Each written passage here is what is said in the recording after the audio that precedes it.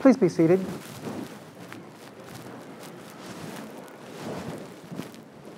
I hope this whole microphone thing works. Every time I get this, it just does not like me at the 10 o'clock service. I don't know what it is, but that's okay. I don't like it either. And there's something else I don't like, and I know this is going to upset some of you. I don't like fishing. This is probably because of my experiences with fishing as a child, which can be summarized in one very short little phrase, which is my grandfather. That is to say, whenever I went fishing, it was always with my grandfather in his little boat, and he'd had his little motor in there. He'd pad out into the middle of this lake in Indiana. And then we would sit there, and he would drink beer and smoke cigars. And he'd had a rod out there, and I had a rod out there, and we'd sit there and we'd just wait for things to happen, which never did. And he didn't seem to mind that at all. So I sat there, bored out of my mind. Because, of course, they didn't have smartphones in those days, so what was I going to do? And then, when we got back to my grandparents' house, and my grandma would say, "How was it?" And he'd say, "Oh, we caught a couple of crappies, a couple of nice walleyes," but we let him go. So what I learned about fishing is that it's incredibly boring, and it's made best when you lie about it. I may have ruined fishing because of this for the nursery school. We have our nursery school, and I go in there every week and read Bible stories to them. And this week, of course, we read the story of Jesus and Peter and James and John going fishing, right? What we just read today. In a child-appropriate version, of course. And, there are only so many ways that you can tell kids they fished all night and didn't catch anything and make it interesting. So it went like this. They threw their nets in, and then they waited. And then they waited. And then they waited. And they waited.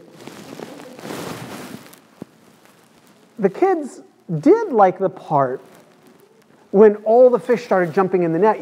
Jesus is on the shore and he says, "Did you catch any fish?" And they go, "No." And he says, "Throw the net over to the other side."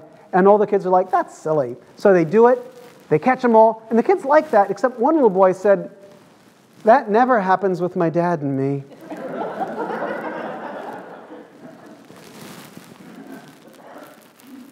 But then you get what really happened in the gospel story today, or at least what it says happened in the gospel story today.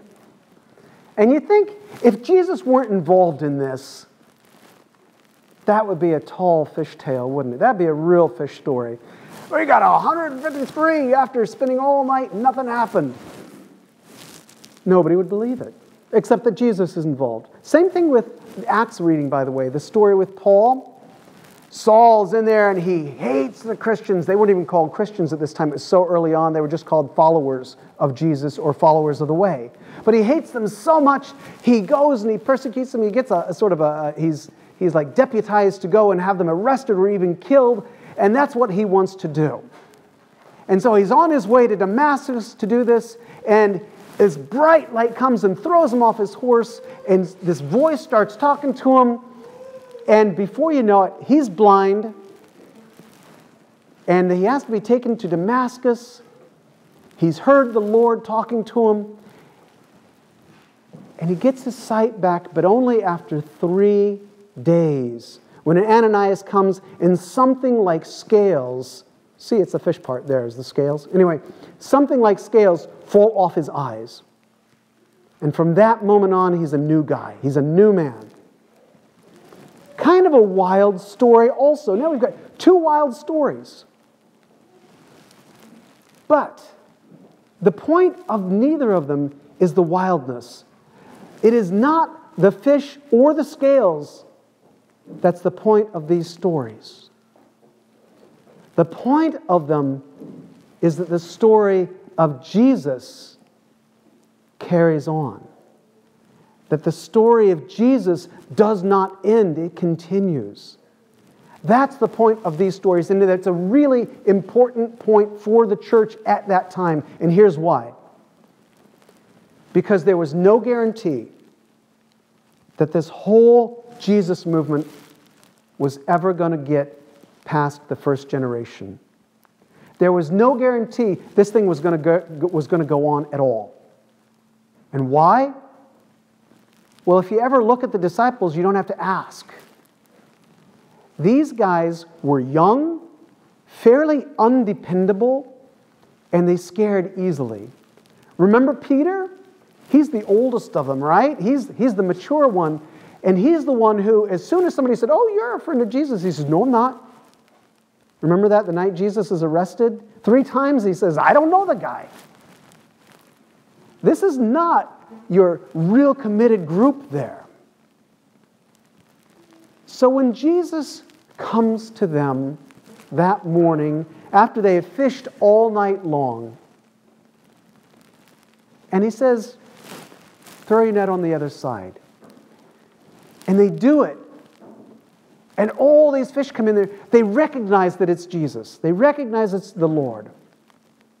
This is, after all, the 3rd time Jesus has appeared to them.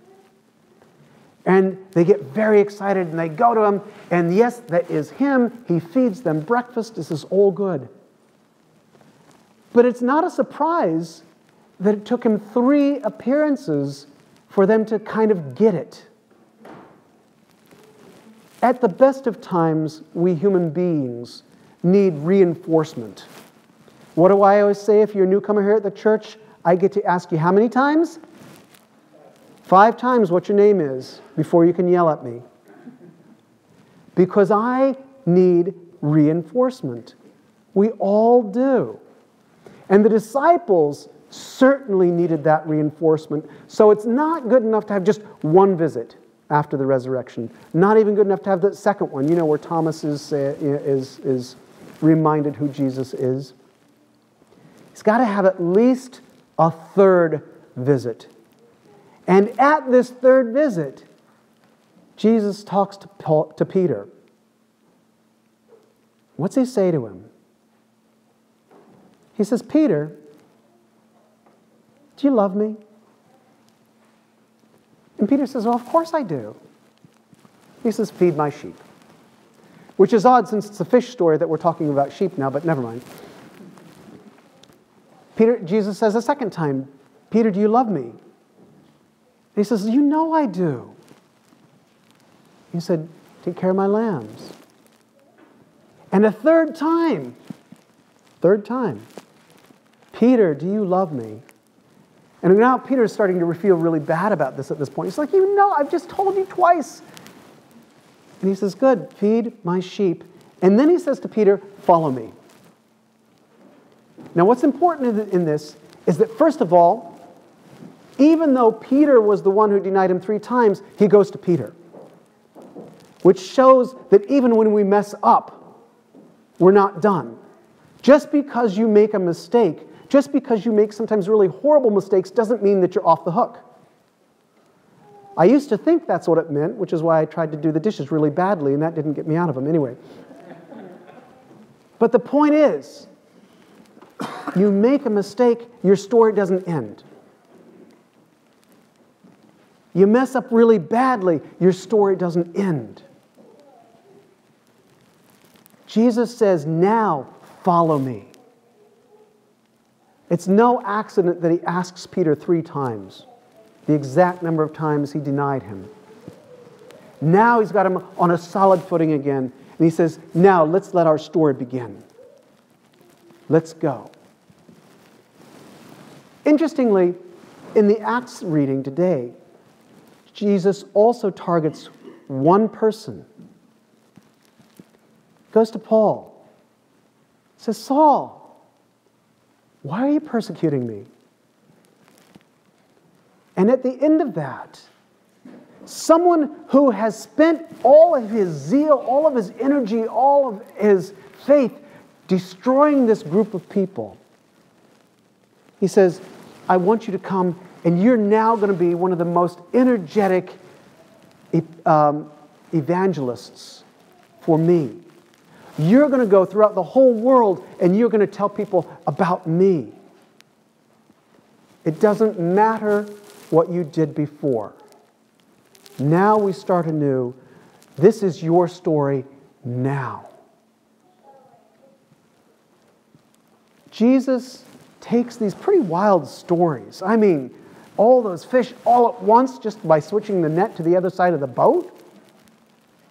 And this being thrown off the horse and being blinded and hearing the voice from heaven. These are wild things. But Jesus uses these stories so that Peter and Paul can know that Jesus' story is not over. In fact, it's just beginning. And that their story is not over. In fact, it is just beginning. But they needed that story. They needed that one-on-one. Individuals sometimes need to hear a little bit more than they think they want to. Which brings us down to us. Because Jesus' story still goes on. And the question is, for each one of us, what do we require? What story do we need to hear? Or is it sufficient for us to simply hear the stories of Peter and Paul and all the disciples and all the faithful who have come down through the centuries? Is that enough for us to go out and say, we want to be part of this too? Or do you need to spend the night fishing and catching nothing? Or do you need to be thrown off your horse? Don't do that. And blinded for 3 days? Is that the sort of thing you need? I don't know. I can't know. Only you can know that. All I can know is this. The story of Jesus, the risen Christ, the Son of God, it continues today. And that each one of us is invited to be part of that story. That much I know. The only question for you then is, do you want to be part of that story? Amen.